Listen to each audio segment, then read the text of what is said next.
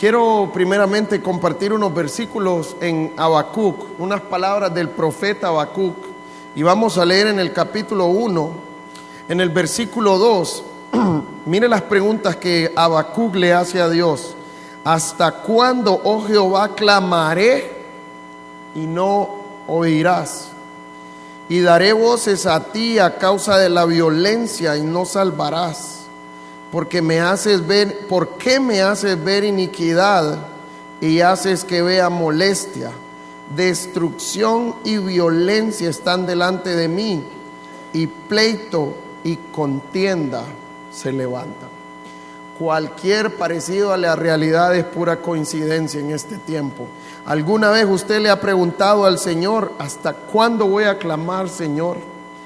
¿Hasta cuándo vamos a poder ver la maldad de este mundo? ¿Hasta cuándo vamos a poder ver que vengan tribulaciones a nuestras vidas? Muchas veces nos comportamos como el profeta Habacuc. Ahora yo le quiero hacer una pregunta.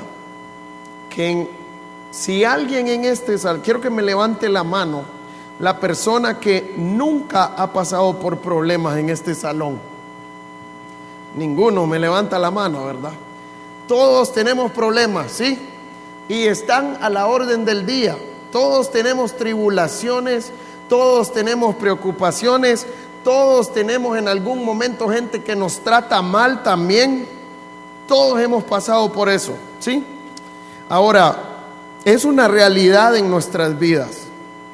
Como hijos de Dios, ¿cómo el Señor quiere que actuemos en esta situación? Y esto es lo que vamos a estar viendo en esta mañana. Cómo tener aliento en la tribulación. Cómo el Señor quiere que actuemos cuando estamos pasando por tribulación. ¿Qué es lo que el Señor quiere que venga a nuestra mente cuando estamos pasando por tribulación? Y pensando en esto, hoy sí vamos a 2 de Tesalonicenses.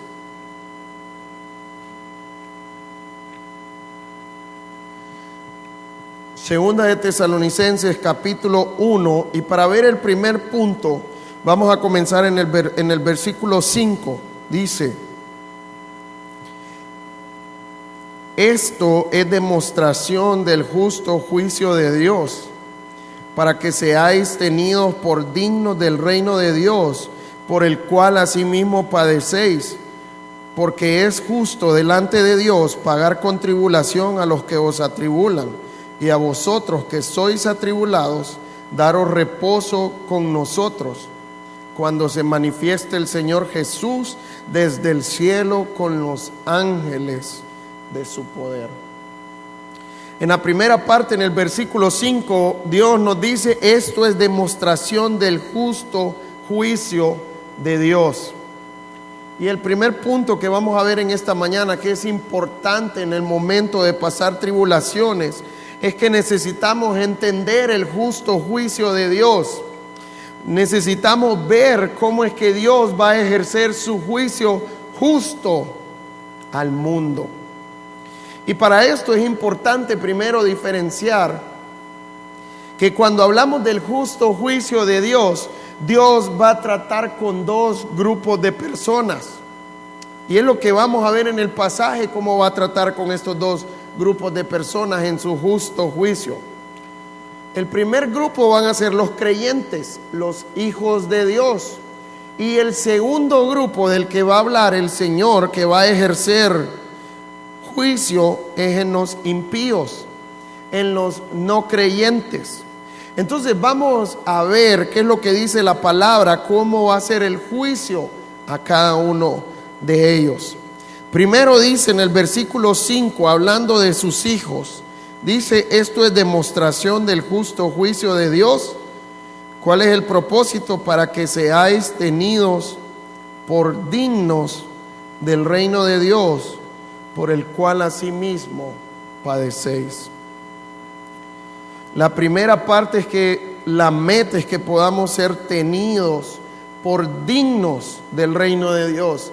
Y cuando habla de que podamos ser dignos, no es en mi expectativa, no es en mi enfoque, no es en mi manera de pensar, no es en la manera de pensar en la iglesia, sino en la manera de pensar de quién, de Dios.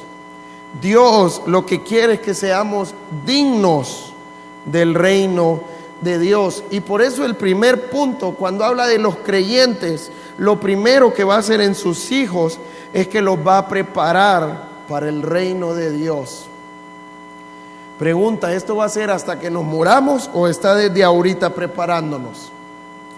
Desde ahorita, porque al final habla, dice, por el cual asimismo padecéis. Ese padecéis está hablando en presente. Ahora, vamos a ver cómo es que Dios nos prepara para su reino. Vamos a Romanos capítulo 5. Romanos capítulo 5 y vamos a ver en el versículo 1. Dice el versículo 1: justificados pues por la fe, tenemos paz para con Dios por medio de nuestro Señor Jesucristo. Primeramente, ¿a quién está hablando este pasaje? A personas que han sido justificadas a través de la fe en Cristo Jesús, en las cuales estas personas tienen paz. Está hablando que tienen una relación con el Señor, es lo que está hablando. Entonces este pasaje está hablando a sus hijos. Ahora, ¿qué es lo que tienen sus hijos? Además de ser justificados, además de que tienen la fe, además de que tienen paz con Dios, mire qué más tiene. Dice el versículo 2: por quien también tenemos entrada por la fe a esta gracia, en la cual estamos firmes y nos gloriamos en la esperanza de la gloria de Dios. Entonces dice también que tenemos entrada a la gracia de Dios. La gracia de Dios es bien importante, porque ya aprendimos que su gracia lo que hace es mantenernos firmes, nos da el poder para vivir en obediencia a su palabra, para vencer el pecado y para dejar el pecado realmente. Entonces solo los hijos de Dios tenemos acceso a su gracia y esto nos ayuda a estar firmes. Ahora, ¿cómo es que Dios hace eso? También dice que los hijos de Dios, dice, y nos gloriamos en la esperanza de la gloria de Dios. Gloriarse tiene que ver con gozarse. Nosotros debemos de gozarnos ¿en qué? En la esperanza de la gloria de Dios. ¿Cuál es la idea de esperanza? Es esperar conforme a lo que Dios ha prometido. Entonces, ¿cuál es la esperanza de la gloria de Dios? Que un día Dios se va a venir a glorificar en mi vida y me va a dar un cuerpo perfecto, puro y santo para entrar en su reino, en donde va a estar libre de pecado. Esta es la esperanza que debemos de tener los hijos de Dios. Y debemos de gozarnos porque un día vamos a morar con Él por la eternidad, sin ningún impedimento. Ahora, ¿quién más debe de gloriarnos? Dice el versículo 3, y no solo esto, sino que también nos gloriamos. ¿En qué dice? En las tribulaciones. Pregunta, ¿quién se goza en las tribulaciones? Es difícil gozarse en los problemas. Es difícil tener gozo cuando estamos pasando por un tiempo de preocupación o de angustia o de enfermedad o de persecución o de problemas legales podrían ser también. ¿Es difícil gozarse en estas circunstancias? Sí, es bien difícil. Y pueda que nosotros estemos pensando, o Pablo está loco o es un masoquista. ¿Por qué debe de gozarse en las tribulaciones? Y eso es lo que el Señor quiere de cada uno de nosotros, que nos gocemos en las tribulaciones. Ahora, mire por qué Pablo se gozaba en las tribulaciones. Versículo 3: sabiendo que la tribulación produce ¿qué? ¿Sabe usted lo que es paciencia? Paciencia tiene que ver con constancia. Yo creo que cuando uno va al doctor, ¿cómo le dicen a uno? Paciente, pero yo creo que está mal puesto de nombre. Deberían de ponernos impacientes más bien. ¿Quién tiene paciencia para esperar un doctor? Nadie. A las 3:30 me dijo, ya pasó una hora, qué bárbaro este doctor. No, como a él no le duele la espalda. Estoy confesando cosas, no, son mentiras. Entonces, la idea de paciencia tiene que ver con constancia. La idea de constancia tiene que ver con estar firmes delante del Señor. Cuando yo soy constante en obedecer la palabra de Dios, en tener victoria sobre el pecado. Esta es la idea de paciencia. Entonces, ¿a través de qué viene la constancia en nuestra vida? A través de las tribulaciones. Las tribulaciones son importantes, entonces sí son importantes porque es el medio que Dios usa para hacernos constantes, para rendirnos a Él. Pregunta, ¿quién aquí quiere rendirse al Señor? ¿Quién quiere obedecer al Señor? ¿Quién quiere tener victoria sobre el pecado? Todos queremos eso.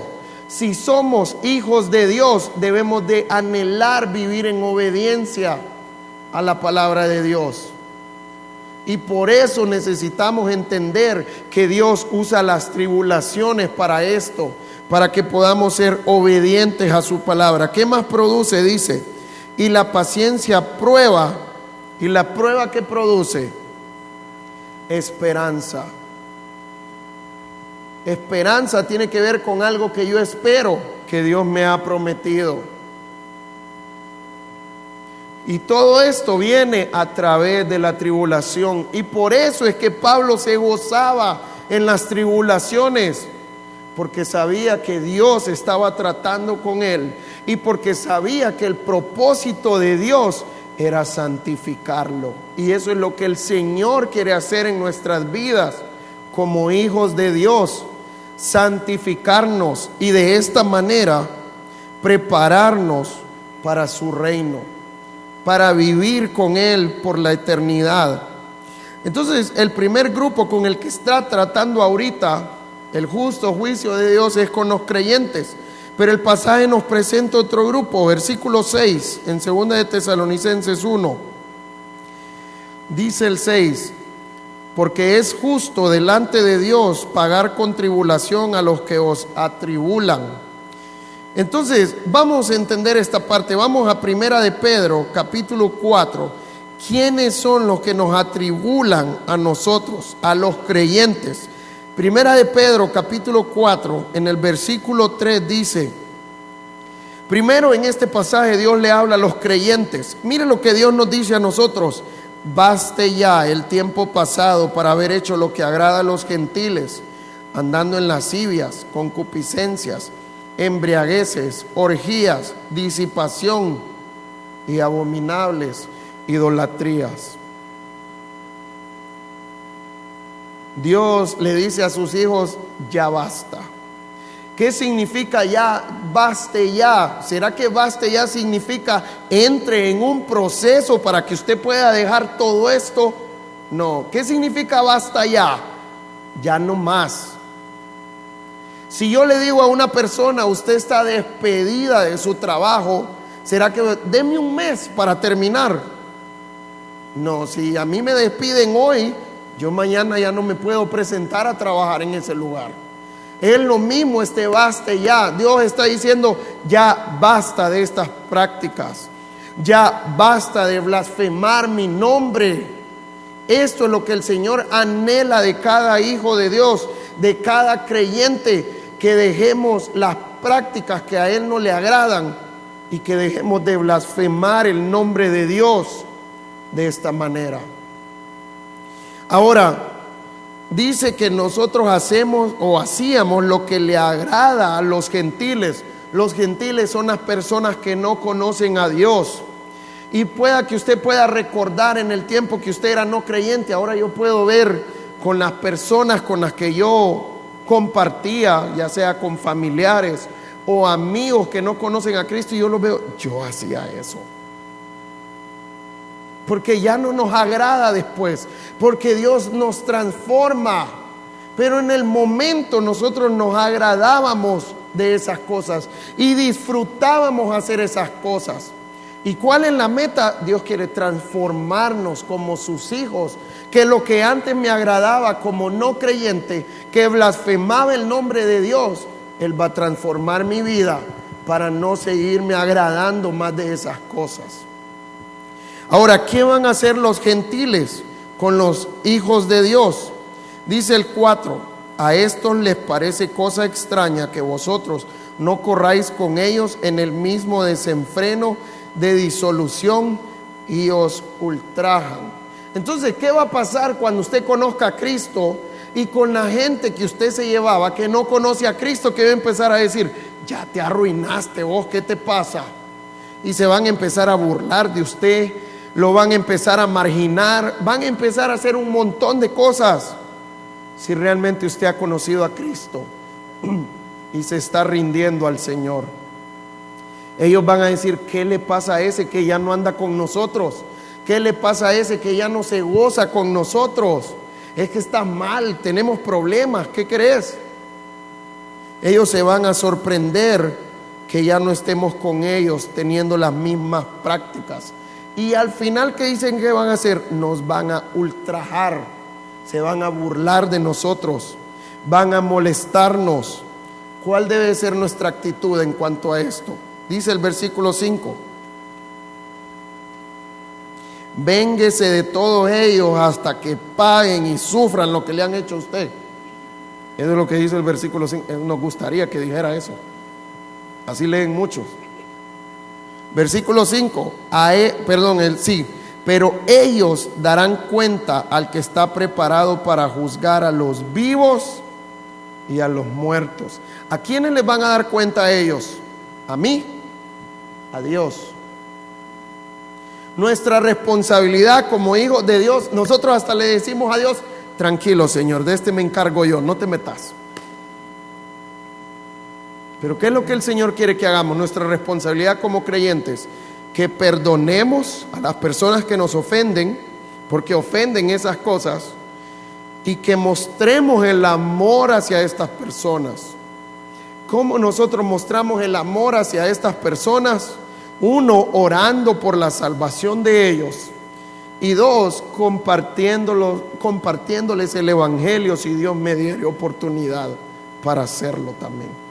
Yo debo de anhelar la salvación de estas personas, aunque se estén burlando de mí. Pero muchas veces no: Señor, que le caiga fuego del cielo a estos desgraciados. Eso es nuestra manera de actuar muchas veces. Pero el Señor quiere que mostremos su amor y que mostremos su gracia para con ellos. Por eso la Biblia, ¿qué es lo que dice? Dice Dios: mía es la venganza, yo pagaré. Dios es el que se va a encargar de cada una de estas cosas. El problema es que nosotros como hijos de Dios queremos tomar la justicia por nuestras manos y agarramos la justicia social, queremos ser parte de una sociedad más justa. Nosotros tenemos que hacer justicia, decimos nosotros. Queremos darles que paguen si han ofendido a otra persona, a otros. Nuestro trabajo es perdonar y mostrar el amor, orar por la salvación de estas personas y compartirles el evangelio. Eso es lo que el Señor quiere. Ahora, ¿cuál es la idea? ¿Qué es lo que Dios va a hacer con ellos? Dice: porque es justo delante de Dios pagar con tribulación a los que os atribulan. Dios va a castigar un día a los impíos. Y vamos a ver más adelante el siguiente punto que va a hablar de esto. ¿Cómo va a ser este castigo a los impíos realmente? Ok, vamos a ver cómo va a terminar con los creyentes. Versículo 7. Y a vosotros que sois atribulados, daros reposo con nosotros cuando se manifieste el Señor Jesús desde el cielo con los ángeles de su poder. Pregunta: ¿qué tanto sufrimos nosotros en este tiempo? Aunque nadie ha sufrido como Cristo de nosotros, pero ¿qué tanto vemos nuestro sufrimiento nosotros? Sufrimos, pensamos que es el peor dolor del mundo, pensamos que nadie ha pasado por mis problemas. Pero yo quiero decirle que lo que yo pase aquí es temporal. Porque al final de todo esto, ¿qué nos va a dar Dios a los creyentes? Reposo. Y va a ser un reposo por la eternidad. ¿Sabe cuál es nuestro problema? La Biblia nos dice que Dios va a ser una ciudad celestial, en donde ahí no va a haber pecado, en donde ahí no va a haber maldad. Ahí vamos a poder dormir con las puertas abiertas, con las ventanas abiertas. No va a haber ningún problema entre las personas. Pero nosotros queremos hacer la ciudad celestial aquí. ¿Dios va a hacer la ciudad celestial aquí? Nunca. Tiene que cumplirse lo que el Señor ha establecido. Entonces el problema es que nosotros queremos hacer la ciudad celestial aquí, y aquí nunca va a ser la ciudad celestial. Pero un día Dios nos va a dar reposo, en donde ya no van a haber problemas, ya no van a haber tribulaciones, ya no van a haber sufrimientos. Vamos a estar con el Señor en reposo, gozándonos en su presencia. Entonces, ¿qué va a hacer con sus hijos? Que es parte del justo juicio de Dios también, dar reposo a sus hijos. ¿Por qué a nosotros ya no nos da castigo? Porque una pregunta, ¿nosotros merecemos ese castigo también? Sí lo merecemos, porque somos pecadores. Pero Dios, Jesucristo, cargó la ira de Dios por nuestros pecados, y por eso es que ahora puede hacer este juicio con nosotros, de darnos reposo, porque ya Cristo pagó por nuestros pecados. Pero realmente nosotros merecemos también ese castigo. Dios sería justo de enviarnos a todos al infierno y tener ese castigo eterno también. Entonces vamos a ver el segundo punto, entendiendo el castigo que viene a los impíos. Versículo 8. En llama de fuego para dar retribución a los que no conocieron a Dios ni obedecen al evangelio de nuestro Señor Jesucristo, los cuales sufrirán pena de eterna perdición, excluidos de la presencia del Señor y de la gloria de su poder, cuando venga en aquel día para ser glorificado en sus santos y ser admirado en todos los que creyeron, por cuanto nuestro testimonio ha sido creído entre vosotros. Ahora Dios va a empezar a explicar en cuanto al castigo que van a tener los impíos. ¿Sabe cuál es el problema? Que en este tiempo pensamos que el castigo eterno es un juego. Muchos hablan del infierno, pero muchos creen que el infierno no existe. Y empezamos a poner un montón de ideologías en cuanto a esto, y todo esto es engaño de Satanás y del mundo.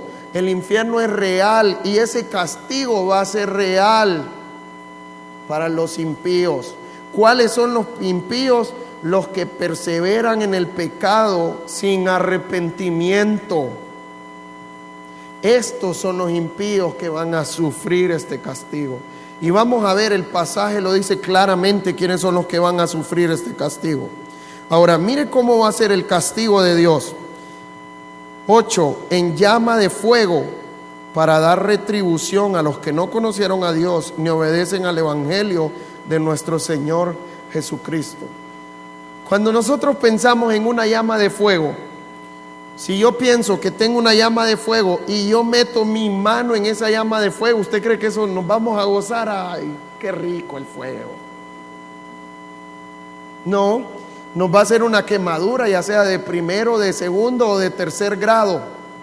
Y entre peor sea la quemadura, peor es el sufrimiento y tarda más en sanar. Doctores que están aquí, ¿es cierto, sí o no? Doctor Raúl, las quemaduras de tercer grado arden horriblemente, porque ¿cómo tienen que limpiarlas? Tienen que raspar, y eso duele horriblemente. Entonces el fuego, ¿qué es lo que trae? Sufrimiento, y esta es la meta. El castigo va a ser sufrimiento, dolor. No es que vamos a ir, la gente piensa que el infierno es una fiesta y que vamos a ir a bailar y que vamos a ir a gozarnos con otras personas. Eso es lo que Satanás nos ha hecho pensar. Ha hecho pensar al mundo. Hasta decimos, no, es mejor el infierno, el cielo es muy aburrido. Vamos a alabar al Señor todo el día, dice. Eso es lo que piensa la gente. pero el castigo va a ser sufrimiento. Ahora, ¿para quién es este castigo y este sufrimiento? Y dice que va a ser retribución. ¿Qué es la idea de retribución? Es como la paga, es lo que se merecen ellos realmente. Ahora, ¿a quiénes? A los que no conocieron a Dios ni obedecen al evangelio de nuestro Señor Jesucristo. ¿Para quién es este castigo? Para los que no conocieron a Dios. ¿Sabe cuál es el problema? Que la iglesia ha distorsionado mucho esta frase de conocer a Cristo. A veces pensamos que una oración es la que nos hace conocer a Cristo. Una pregunta: ¿la oración nos salva? Una oración no nos salva. Ninguna parte de la palabra de Dios dice que una oración nos salva. Lo que nos salva realmente es cuando reconocemos en nuestro corazón la condición en la que estamos, que somos pecadores y que por ese pecado lo que merecemos es el castigo eterno, el infierno. Pero también entendemos que Dios hizo un plan en donde Él se encarnó y que Él quiere que yo lo reconozca como el Señor de mi vida, que yo le entregue mi vida a Él. Señor tiene que ver con ser el dueño de mi vida, en donde le estoy diciendo al Señor: ya no me importa lo que yo quiero, sino que me importa lo que tú quieres, Señor. Ya no me importan mis metas, Señor, sino que me importan las metas que tú me pongas. Ya no voy a hacer lo que mi cuerpo desea hacer o lo que mi ser desea hacer, sino que quiero hacer tu voluntad, Señor. Esta es la idea, que Él sea nuestro Señor, en donde no solo es una decisión una vez, sino que estoy en una relación con Él para poder buscar lo que Él quiere de mí y empezar a hacerlo. Mire, leamos Juan capítulo 3, versículo 36. Dice Juan 3:36: el que cree en el Hijo tiene vida eterna. Eso es verdad lo que dice la Biblia, que el que cree en el Hijo tiene vida eterna. Eso es verdad. Ahora, ¿usted ha visto un pasaje que dice: los demonios creen y tiemblan? Pregunta: ¿los demonios son salvos porque creen entonces? La Biblia muestra claramente que los demonios están juzgados. La Biblia dice claramente que el lago de fuego, ¿para quién es? No es para los hombres y mujeres. Dios lo hizo para Satanás y sus ángeles, pero ellos no se quieren ir solos y quieren llevar un montón de gente. Los demonios están condenados a ir al lago de fuego. ¿Qué significa creer entonces? ¿De qué está hablando este pasaje de lo que es creer? La segunda parte del versículo nos ayuda a verlo. Pero el que rehúsa creer en el Hijo no verá la vida, sino que la ira de Dios está sobre él. Pero está hablando la misma palabra creer, me puede decir. Si usted mira otras versiones de la palabra de Dios, como lo traducen es: el que no quiere obedecer, o el que se rehúsa a obedecer a Cristo. ¿Qué es lo que va a pasar con él si se rehúsa a obedecer a Cristo? La ira de Dios está sobre él.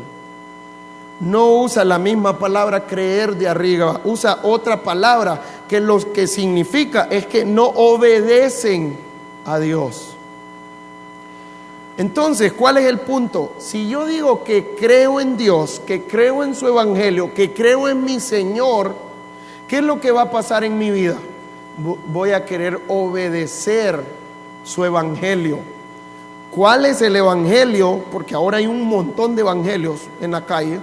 No es el evangelio que el pastor diga, no es el evangelio que ningún líder de la iglesia diga, es el evangelio que es su palabra. Si yo digo que soy hijo de Dios, ¿cómo lo voy a mostrar en mi vida diaria? Porque voy a querer obedecer su palabra y voy a buscar a pasar tiempo en ella y voy a empezar a vivir de la manera como Él quiere. Esto es lo que hacen los hijos de Dios. Así que yo quiero animarle: si usted no está pasando tiempo en la palabra de Dios, hágalo si usted dice que ama al Señor y si usted dice que es hijo de Dios. Porque ¿sabe qué pasa? Yo puedo leer la Biblia con una mala actitud. Yo puedo orar con una mala actitud. Yo puedo servir al Señor con una mala actitud. Yo puedo estudiar la Biblia todos los días y tener una mala actitud. ¿Cuál es la meta de todo esto? Que podamos obedecer al Señor como Él quiere. Y yo quiero animarle a esto. Si usted dice que conoce al Señor, ¿cómo lo va a demostrar en su vida diaria? Obedeciendo al Señor. Entonces, ¿el castigo para quién es? Para los que no conocen a Cristo, para los que no quieren obedecer, porque a veces decir, yo ya oré, entonces yo soy salvo. Pero si usted dice que ya oró, pero no quiere obedecer la palabra de Dios y ni siquiera busca estudiarla, ¿qué es lo que está diciendo la Biblia de nosotros entonces? Que no somos salvos y que vamos a tener ese castigo eterno si no conozco al Señor realmente. El problema es que Satanás nos ha engañado. No, él ya hizo su oración, él es salvo. Y yo confío que él es salvo. Si una persona es hijo de Dios, Dios va a tratar en esa persona y Dios lo va a transformar a esa persona. Y vamos a poder ver a esa persona obedeciendo el Evangelio, obedeciendo la palabra de Dios, teniendo victoria sobre el pecado, aunque no querramos a veces. Porque muchas veces nos embrecamos, pero Dios nos desembreca. Eso es lo que hace el Señor. Ahora vemos que son sufrimientos para las personas que no conocen a Dios. Ahora vamos a ver en 2 de Tesalonicenses 1:9 ahora, los cuales sufrirán pena de eterna perdición. Perdición tiene que ver con destrucción. Y esa es la idea, que vamos a estar sufriendo y vamos a estar destruyéndonos. Ahora, ¿sabe lo que yo creo? Porque ¿cuánto tiempo va a durar esta pena? Dice, eterna perdición. Va a ser una destrucción por la eternidad. Va a ser un castigo que va a durar por la eternidad. Van a venir sufrimientos por la eternidad, en donde nuestro cuerpo va a ser destruido. Pero ¿cómo así? Si es destrucción, un día se va a acabar. Si yo meto un cuerpo al fuego, ¿qué va a pasar en algún momento? Ya no voy a tener nada de ese cuerpo. Pero Dios va a darnos, yo tengo la fe que no voy a pasar por eso. Dios les va a dar un cuerpo a esas personas para que estén por la eternidad sufriendo, pagando por sus pecados y por sus acciones. Y esto es lo que va a hacer el Señor. Va a darnos un cuerpo, va a darles un cuerpo en donde van a sufrir y nunca se va a destruir. Va a ser un sufrimiento eterno para estas personas. ¿Qué más va a ser? Dice en lo peor, excluidos de la presencia del Señor y de la gloria de su poder. Eso es lo que tenemos fuera de la presencia del Señor: destrucción. Entonces, ¿cuál es la idea? Van a experimentar soledad estos que experimenten este castigo. A veces pensamos que vamos a tener una comunión con los demás que estén en el infierno. No, van a estar solos, sufriendo por la eternidad. ¿Y cuándo va a ser esto? Cuando venga en aquel día para ser glorificado en sus santos y ser admirado en todos los que creyeron, por cuanto nuestro testimonio ha sido creído entre vosotros. ¿Cuándo va a suceder esto? Cuando venga Cristo por su iglesia y nos lleve a morar con Él. Después de esto es que va a venir este castigo eterno. Yo le quiero hacer una pregunta. ¿Usted quiere que sus seres queridos pasen por esto? ¿Usted quiere que otras personas pasen por esto? Y quiero darles un ejemplo. ¿Cuánto nos duele a nosotros ver una persona que no tiene nada que comer? ¿Nos duele, sí o no? Nosotros quisiéramos alimentar a cada persona en el mundo que está pasando hambre, ¿sí o no? ¿Cuánto procuraríamos hacer nosotros por salvar a una persona de un peligro en donde le puede suceder algo a un niño o incluso a un adulto y uno sale corriendo desesperado a querer ayudarle? ¿Hemos hecho eso nosotros? ¿Y por qué les pongo estas ilustraciones? Porque tenemos el peor castigo las personas que no conocen a Cristo, y nosotros como que nos sentamos en primera fila a ver cómo se están yendo al infierno todo el mundo. Si somos creyentes, deberíamos anhelar que las personas no vayan a ese sufrimiento. Y yo quiero animarle a por eso estar orando por las personas que no conocen a Cristo. Yo quiero animarle a estar orando que Dios nos permita compartir el evangelio con estas personas para que puedan conocer al Señor y podamos arrebatarlas del infierno, porque ellos no solo tienen un pie, tienen el cuerpo entero en el infierno. Y yo quiero animarle porque Dios dejó su iglesia para esto aquí, para poder compartir el evangelio y poder arrebatar del infierno las personas que podamos hacerlo. Así que yo quiero animarle a mostrar el amor, que realmente nos apasione ver personas conocer a Cristo, que realmente anhelemos ver personas que son salvadas del infierno y que van a tener reposo con nosotros, con el Señor. Vamos a ver el versículo 11, el último punto. Por lo cual asimismo oramos siempre por vosotros, para que nuestro Dios os tenga por dignos de su llamamiento y cumpla todo propósito de bondad y toda obra de fe con su poder, para que en el nombre de nuestro Señor Jesucristo, para que el nombre de nuestro Señor Jesucristo sea glorificado en vosotros y vosotros en Él, por la gracia de nuestro Dios y del Señor Jesucristo. Miren lo que hace Pablo por los creyentes, por lo cual asimismo oramos siempre por vosotros. Entonces, una cosa es que tenemos que hacer por los no creyentes, pero otra cosa es que tenemos que hacer por nuestros hermanos en Cristo. ¿Qué es lo que el Señor quiere que hagamos por nuestros hermanos en Cristo? Que oremos unos por otros. Dios quiere que yo ore por cada uno de ustedes, y Dios quiere que usted ore por cada uno de los hermanos que tiene a su alrededor. Ahora, ¿qué es lo que el Señor quiere que oremos? Para que nuestro Dios os tenga por dignos de su llamamiento. ¿Quién es el que debe de tenernos por dignos del llamamiento? ¿La iglesia, el pastor o Dios? Dios es el que nos debe de tener por dignos del llamamiento. Es en sus parámetros, no en los nuestros. Y por eso necesito rendirme a Él. Esta es la oración que necesitamos hacer, que podamos ser tomados dignos de su llamamiento. Y dice, y cumpla todo propósito de bondad y toda obra de fe con su poder. ¿Cuál es el llamamiento que Él nos hizo? Un llamamiento santo. Él quiere santificarnos. Entonces, ¿qué debemos de orar por nuestros hermanos? Para que podamos vivir en santidad primeramente. Que sea real en nuestras vidas la santidad de Cristo. Segundo, y cumpla todo propósito de bondad. Entonces, ¿cuál es la idea con eso? Para vivir en amor.